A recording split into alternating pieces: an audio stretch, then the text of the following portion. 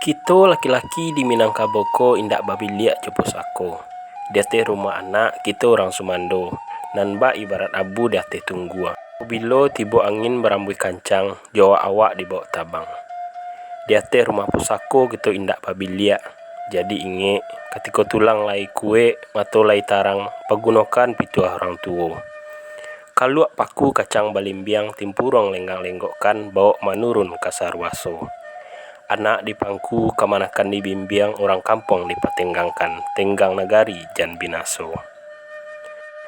Apabila kita indak tahu jo kepanakan seratun sanak padusi dan orang kampung, jika hari patang mantari turun, awan ibarat merah sago malam nan indak lah mulai. Jangek nan tagang kinilah mulai kandu, mato nan tarang baran sokabu. Pakiaklah pulang ke Siamang, di sinan taraso hino diri. Di sinan hutang kita babayanyo.